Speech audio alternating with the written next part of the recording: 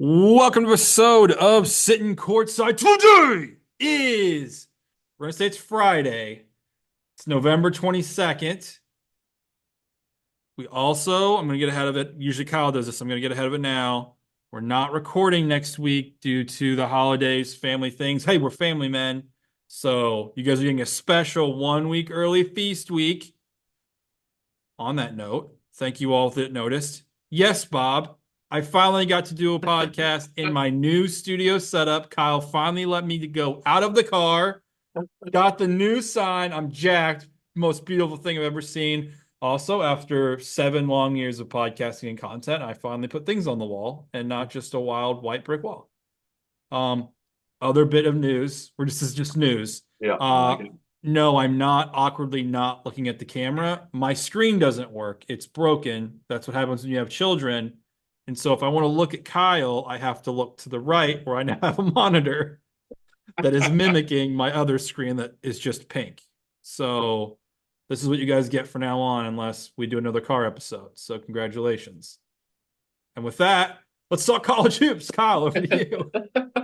All right, so yes, as you mentioned, Feast Week. So this is my favorite non-conference. Actually, it's my favorite week of the season that's not like a rivalry week or conference championship week because we actually have a ton of games to go through.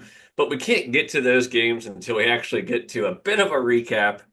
And there's nowhere else to start this recap than to just say, I really hope you haven't bet any of my bets. I have been absolutely terrible. Going into when you're listening to this recording, I was 22, 30, and 2. I made a bit of a run there to try to get back to 500. Been absolutely terrible. But at least your boy over there, Jordan, has had a great start to the I, season. I'm doing great. I'm not going to say I'm on fire, but I'm definitely trending in the right direction. Yeah. 18 and 12, 59.68%, so close to 60. And maybe the worst thing that's happened to me all week is that the most confident I have been in a college basketball game was New Mexico Yeah. going against St. John's, and that game was never close. It was never close. We both went with that one, I though. felt so bad to the fact that I'm willing to bet that every single listener bet on that game. That's how much confidence I had in that, and then it was a loser, and that's how Yeah. this how it was what happens. You got to hit when you have winners because when you have losers, no one wants to tell you anymore. But otherwise, doing well. I actually feel really good about the two plays I have tonight. AK, this is Wednesday. Hopefully, you guys followed the Twitter. I think those are two winners as well. But Speaking of something, one of us really came out pretty confident, and I said Purdue would go 2-0 against Alabama and Marquette. Obviously, two very big games for them. yeah, yeah. Purdue got a huge win on Friday night over Alabama. Got absolutely destroyed by Marquette on Tuesday night. And really, what the question I want to start with you is: are you feeling more positive or negative about Purdue after their 1-1 Mm-hmm. against two top 15 opponents? I'm about to spin zone this so hard on you. Okay, okay. So I don't think you can be upset with a Purdue 1-1. I mean, I thought you were crazy for saying 2-0. Now, Yeah, yeah. granted, they did win the game. I think they'd lose, vice versa here. Mhm. I mean, based on, like I said, my sentiment, that it was a win. What the bigger thing I'm taking from this, and this is where the spin zone comes in, excuse me. As you might see, thank you again, Bob.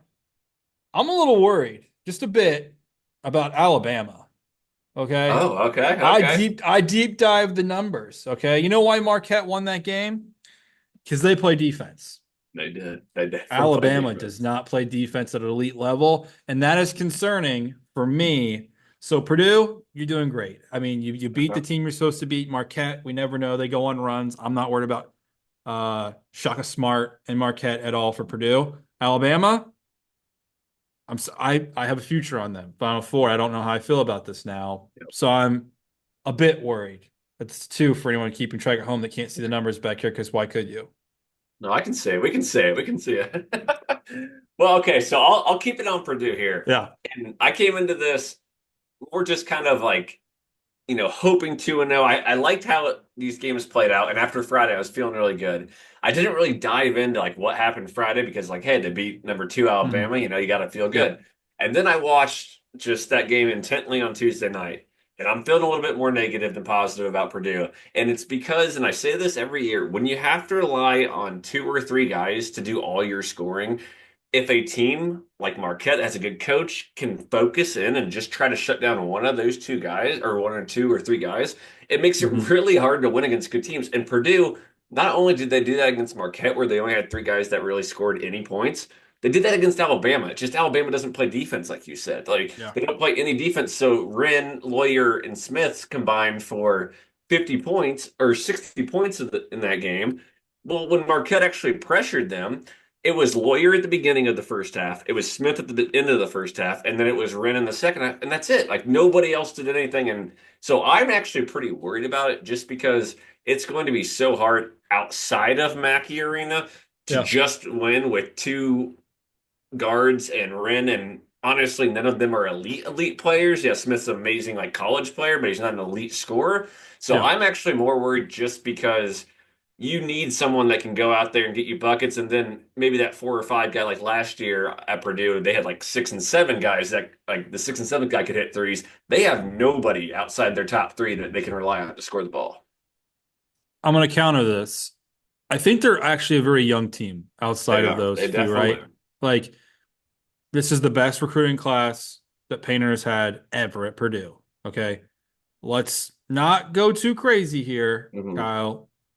I will allow you to say this is full on panic mode for Purdue when we're about midway through the Big Ten schedule and they still haven't figured out how to score the basketball outside of those three.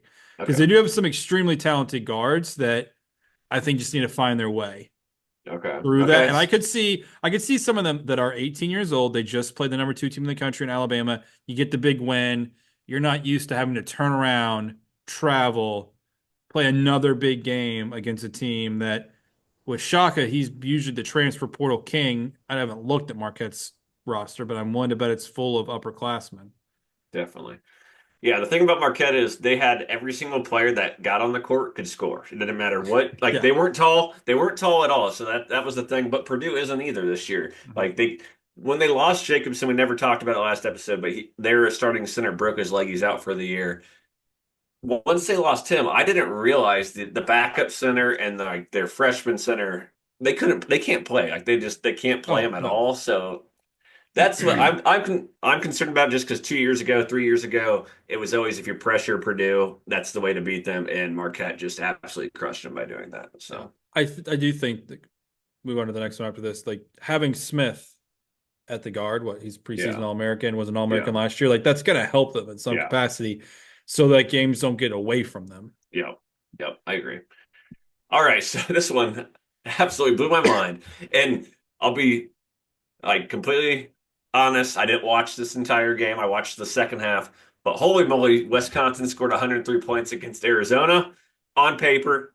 Holy cow! How did they score 103 points? But then I looked into it. How does a ref, or like a refing unit, call 63 fouls for 87 free throws in a game that never reached overtime? So I'm not bailing on Arizona at all after this, because that's a fluke of a game. But it did at least raise my like antenna on Wisconsin a little bit. Yeah, I mean, you kind of hit it with our text exchange. Like they were shooting lights out of the ball. Will Wisconsin do that from time to time? Yes, but not saying sports are rigged. Rigged, yeah, That line was stinky. yeah, it Like was. I called the A&M line the same night as a rat on Twitter for one that followed. And when I saw that line, I was like, okay, there's something weird here. But I didn't think we could have two rats on two marquee games in the same Yeah, night. I was going off of, okay, Arizona did lose what's Diombo or whatever that transferred to I Indiana. do. Yeah. Hmm. And so I'm like, okay, I'm not really sure what they have there besides Caleb Love, who loves to brick the ball off the top of the Who we backboard. don't love. Yeah. Hmm. So I was like, okay, maybe this is maybe me being not watching West Coast basketball, given it was a game three of the year with Arizona, but we knew they're up and down. But to your point, that's a wild number of like watching the game was a disaster. I felt like I was trying Yeah. to watch. It felt like as if Spotify was like a TV uh provider and you had to deal with the commercials every 37 Yeah. seconds. It was like, oh, here's a Yeah. Yeah. foul. Like, You're what are so we right doing? about that. You were so right about Like that. that's how that game felt. So like to your Yeah. point, I'm not taking a lot of stock in it other than Wisconsin did shoot the basketball really well. Yeah. And just for those who paid attention to Wisconsin a few nights later against a team I've never heard of, they barely beat. But Oh I yeah. mean, yeah, that team also hit 14 threes, but whatever. All right, my last recap before we get into Feast Week, because we've taken way too long on the recap, is I've Yep. been trying to mention this for the last couple of episodes, and I've just been holding myself back. I think Florida's legit. They Mhm. haven't played a top 75 team yet this season, but all of their wins are by 15 points or more. They've scored at least 80 points in all those games. And starting after their next game, not this next game, but after that, they play four straight teams in the top 100. And I'm just Yep. telling you, I'm going to go with them into the premier round because I think this team is legit. Yeah, you know me. I've always been a big Florida guy. Funny enough, they actually redshirted their big like seven Yeah, 7 four 9 guy. freshman, He's like 7 whatever the hell 9. he is. Yeah. But no, I think they look good. Their first, we'll say, quote unquote, test comes on Thanksgiving versus Wake Forest. They don't play a ranked opponent until December 17th when they play North Mhm. Carolina. They could potentially be 8-0, a top 12 team going into that matchup. That is a game worth Yep. watching. Again, they do have to get through Wake Forest and Virginia between now and then, but otherwise, they are looking like maybe they are the dark horse we should have seen coming out of the SEC. Yep. And I'll talk about a dark horse later that I Okay, I completely can't missed wait. on. So, all right. So we're going to go into Feast Week now. We're going to analyze there's three Feast really week, big tournaments. feast week, So feast week. we're gonna go into analysis on each of these three, like actually Yeah. give you the odds and stuff, and then we'll give you some quick hitters or what'd you call it Rapid beforehand? fire. Rapid fire at the end of it to cap you off for your Thanksgiving wins and your bets. So the very first tournament we will analyze is the Maui because you have to start with the Maui. If you like anything Mhm. about college basketball, you love the Maui. We got Memphis, UConn, Colorado versus Michigan State, Auburn versus Iowa State, Dayton versus North Carolina. If you're looking at the odds, UConn is the prohibitive favorite, plus 155, Auburn's plus 300, and then you got UNC, Iowa State at plus 450. Do you want to go ahead with your sleeper Yep. winner? Which one do you want to go with? I'll just go down winner sleeper. Yep. Before we go too deep, I guess. Maui. We'll figure this out very quickly. They're not the marquee tournament anymore. No, they certainly are not. The No. first thing I noticed was like, oh, sweet, this is gonna be a good lineup. And then we went to the next tournament. And I was like, okay, Maui Uh-huh. is just trying to get crumbs at this point. And what happened to Chaminade? That always got I me. know. Yeah. What was that? Anyway, this should go no secret, I think, for me from the winner. I've said it, this will be the third time now on the show. Till proven otherwise, I will continue to go with the back-to-back national champion. UConn through all avenues. Do I think they are the best team right now, this very second, going into this tournament? No, but they do have the best coach, and coaching matters in college basketball. So I'm going to take UConn as my winner. I there really is no other way to look at this one. I completely agree. Their draw basically puts them in the Yeah, championship yeah, game. If I had to pick a sleeper, I think you just have to go with Iowa State just because you will never get the number five team ever to win a tournament by plus 450 and like this. But yep. they got a terrible draw because they have to start with Auburn and then probably play North Carolina if they win that game. Yeah, So I have my sleeper as North Carolina. And honestly, yeah. it's just because North Carolina is one of those they play up and down very fast. That can sometimes get, fire in a pan and win a tournament. Iowa State's one of those, again, until I see it, I don't think I'm ever going to trust them to win more than 3 games in a row in a tournament setting. I do really look forward to that Auburn Iowa State game though. That'll be a lot of Oh, fun on Monday. yeah, be wonderful. All right, so I think the tournament you were referring to was the Players Era Festival that I have never heard of. I'm pretty sure it's Yeah, brand new this season. It is actually yeah, two tournament brackets that goes into one. It's kind of like a round robin, but not quite a round robin that ends yeah, up being one. They don't have odds on this because you don't really know. Not everybody plays everything, but I just labeled the favorites as Houston, Bama, Rutgers, Creighton, and A&M. I'll go ahead mhm, and give my winner here. I think Alabama got absolutely screwed in this draw. So they're on the opposite bracket of Creighton. Creighton's on the power side of this bracket. I don't know how you pick the impact side. So I like Creighton as probably the fourth or fifth. They're probably fourth favorite to win it. So that's going to be my sleeper and winner. And it's just because I have no idea who's coming out of the yeah, impact side because it starts with Houston versus Bama. So I don't know. yeah. Going to be a great matchup.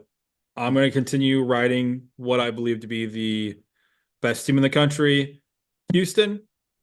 Think they'll win. However, sleeper, I'm looking for headlines here. Yep. I'm going Rutgers.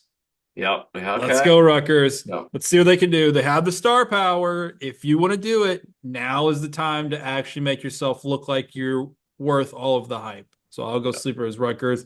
Um, However, it is interesting you talked about the like multi like brackets and or Uh-huh. tournaments that are technically one tournament. We saw that last year a lot too, like kind of come out of nowhere. We had like two tournaments at the same location, but like they didn't necessarily have the same championship game. But then they'd have like a consolation. It was Yeah. weird. Like that's like the new thing they do. And it is interesting to your point how they like tried to divvy up who goes where. Because Yeah. in some instances, like there are certain teams that are in certain brackets right now that they took a wild guess that maybe they'd be good because there Uh-huh. was no way of knowing for Exactly. sure. Well, and like all they had to do is extend this one more day, and then you could have had a complete round robin and then just done like a tiebreaker of like margin of victory, and it would have made complete sense. But they Yeah. said, no, we're just gonna make this a 3-day tournament. Gotta think about the And kids, man. Gotta get home for Thanksgiving. yeah. And for those just curious why I said Alabama has an absolutely terrible route to win this tournament is because they start with Houston, then they play Rutgers, and if they somehow win both of those, they either play whoever you like out of the power group, Creighton, A&M, Oregon, or San Diego State. So like it is a Mm, gauntlet for them, especially coming off a loss yeah. against Purdue. So Yeah. all right, for my personal favorite, because I love how the court always looks every year. The Bad Boy Motors Battle for Atlantis tournament, Louisville versus IU, West Virginia versus Gonzaga, Oklahoma versus Providence, and Yeah. Davidson versus Arizona. And the favorites, Gonzaga, Arizona. Gonzaga's 125, Zone is 190, and then you have to go all the way to plus 650 for IU. Yeah. I'm going to give you this because you live with the IU fans, so go ahead, take this one over.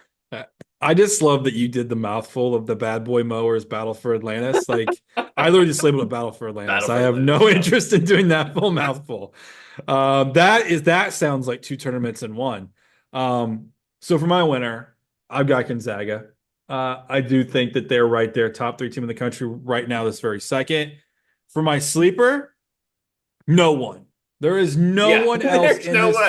tournament that stands a chance to win this tournament besides Gonzaga and Arizona. Those are the two teams. You want to No, say Indiana's plus 650 and that they got a shot. They don't have a shot. no. They have 0% chance of winning this tournament. And everyone else should just be happy that they even were considered for the tournament. Talking to you, Louisville. Yep. So, okay, I don't really need to say this, but I'm going to say it anyway. I said, can it literally be anybody but Gonzaga or Arizona? They even put like the odds on IU are not good enough for me to even think about betting, and I know that Louisville sucks. It's literally my notes on this. Yeah, what the chances of okay, yeah, the Arizona Gonzaga thing, sure, but then we Yeah, literally yeah. I will say there was a brief moment that I was like, ooh, maybe Davidson. I was like, no, they don't No. stand a chance. And then Oklahoma Providence, I didn't even consider them for anything in this No, this whole absolutely thing. not. Absolutely. You could tell me right now Oklahoma doesn't even have a basketball team. They lost Yeah. every good player that they had. Yeah. So I'm going with you. I'm going to go with Gonzaga as well. I just think they've beat everybody Uh, possible this year, and it's been by double digits. So I'm going to go with them as well. I really wish there was some way for us to just exemplify the fact that literally we do not talk to each Yeah. other for like a full 3 days before a podcast Right. and then somehow still come to the same exact conclusions on Yeah. everything.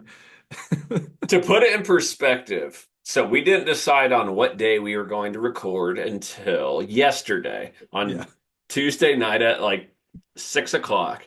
Yeah. And then on Wednesday, I sent him the rundown at about noon, and all he did was like it. And that Yeah. doesn't give him anything. It doesn't give him my analysis. It just says what we're Nothing. going to talk about. It It just doesn't gives me the say, topics. I thumbs up and then I text him 10 minutes before we yeah, start and said, hey, I just got home. I'll send you the invite. yeah. So we literally do not actually talk about this stuff at all.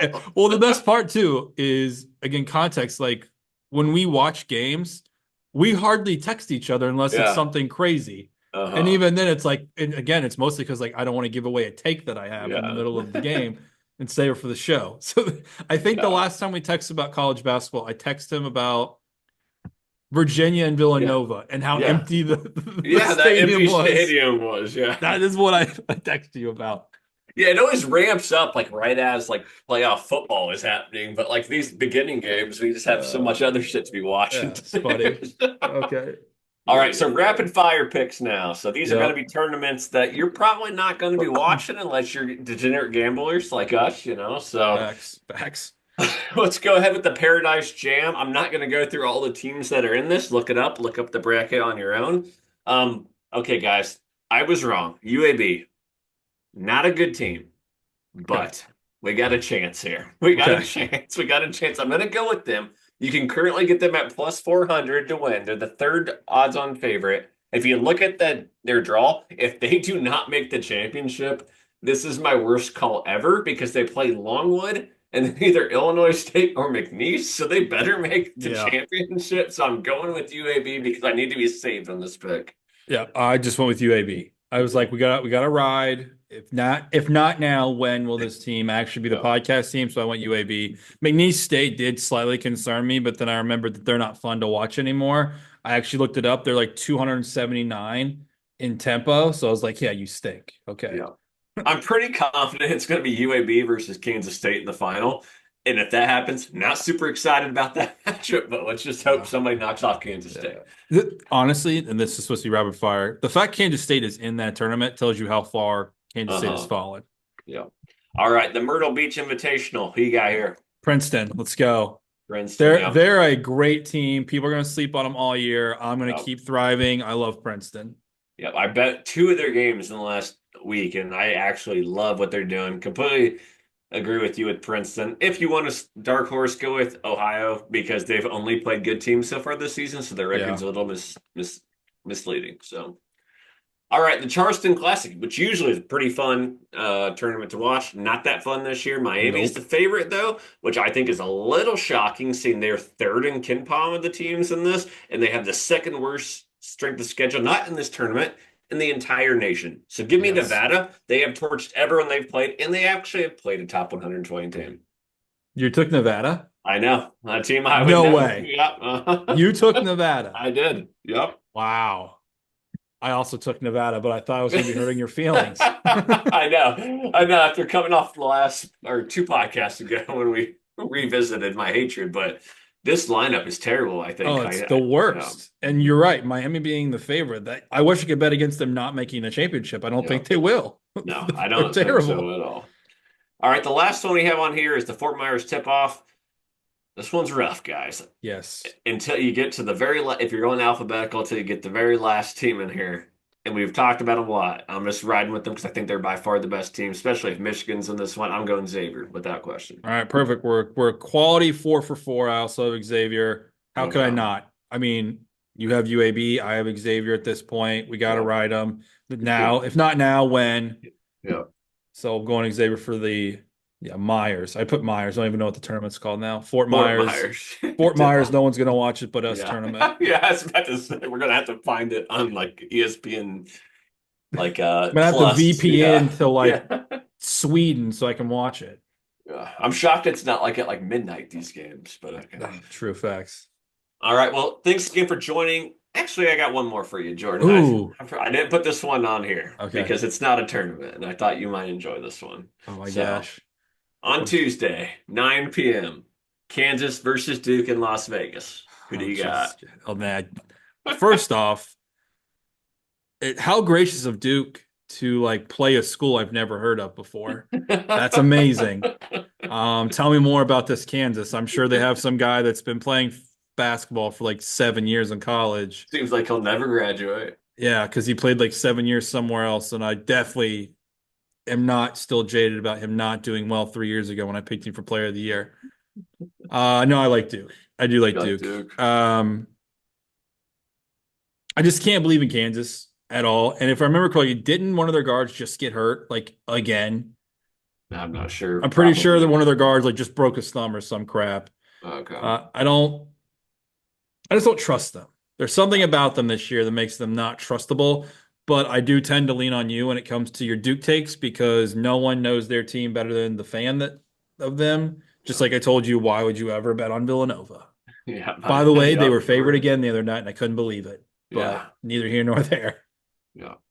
I will say, obviously, I picked Duke on the last podcast, so I just had to bring it up one more time that Duke's Yeah. going to beat Kansas here. But it's absolutely ridiculous that on the Tuesday before Thanksgiving in Las Vegas, Nevada, in prime time, 7 o'clock their time, that you can get a ticket for $45 to go to this game. Oh, Like, okay. this Well, is ridiculous. revisionist history or for everyone. Yeah, This I is know where no you're going. different. I know This where is you're no going. different than the 2 years that they did the fucking Nike The Classics or Portland whatever one. Yep. in Uh-huh. Portland. And it was a loaded slate both years. Yep. You could get tickets for like $80 for like the session. And I remember specifically us watching it. I mean, you like simultaneously texting, like, what the fuck is going Yep. on? Uh-huh. Like, there was literally no one in the bottom bowl. Yep. And I'm like, what is happening? So I think Yeah. it's just people aren't basketball fans Yeah. until after the Super I Bowl. was about to say they just wait until close to March. But yep, had to throw that one in there just for everyone because I know that if I didn't talk about Duke playing the number one team in the nation, people would probably get on me. So Well, here's a better one then follow up. After Kansas loses, who will be the new number one team in the country? Because no one's done anything super impressive yet. I yeah. mean, this will probably be the biggest game of the year thus far, besides maybe Purdue, Well, Alabama, depending how you look at it, it'll basically be just UConn run through the Maui, which they should until the championship, right? I suppose. Well, no, because Auburn's there too. Auburn's in the Maui, and they're Yeah. four, so it'll basically be whoever wins the Maui. Whoever wins the Maui, you think would be Because number one? You don't well, think because Duke will jump? no, not because they got the loss already. So it'll be either be Auburn, Iowa State, or UConn because they're all in the Maui. So whoever wins the That's Maui, fair. if Duke beats Kansas, I think they'll I be the guess number you one. say that Auburn and Houston, I guess, was the highest rated game that was Yeah. played, but I don't think it was the Mhm. most exciting game that's been played this Yeah. year. So, okay, that's fair. All right. Well, Well, now thanks again, guys. it's crazy. I'm going to be rooting for UConn. Disgusting. I I can't know, see right? Auburn or Iowa State as the number one team in the No, country. no. I mean, you can throw Gonzaga in there, but I don't think they're doing anything this week. I think they're chilling on feast weeks. That's fair. By the way, back up for one moment. You just said that out loud again. Do you know now that Gonzaga and Arizona, I think, have played, well, potentially play each other 3 or 4 years in a row now? For everyone that doesn't remember, uh, the assistant coach that did not get the head job Yeah. after the alcoholic at Gonzaga went to Arizona and now has played his quote unquote the team he wanted to be. I think it'd be this the fourth year in a row. And I think Arizona's won like 2 out of 3, or this would be 3 out of 4, something like that. Yeah. That's Yeah. wild. Sorry. Well, just we're just going down a rabbit hole here. Yeah, this is a Like, rabbit hole podcast yeah. because my brain's going Yeah. crazy. Well, say Gonzaga plays nobody over the Thanksgiving Day break. They play West Virginia, they blow them out. But then right after that, they play Kentucky and UConn. So we are going to learn very quickly who's going to get that one seed very quickly. Nice. So what I'm hearing is we're gonna have a put up or shut up week for Yeah, the podcast. yeah, exactly. All right, thank you guys so much for joining us for Feast Week. Again, probably, almost certainly, probably not getting you a podcast next week, but we'll be right back after Thanksgiving. Again, thanks for dealing with us with the holidays. We do have to travel. Appreciate you. Check us out on Twitter. I'm at Kyle Cliffy. He's at Mingo Made One. He's doing a lot better than me, so check him out before you check my bets out. And we will talk to you as soon as we can after the Thanksgiving Day weekend. Love you guys.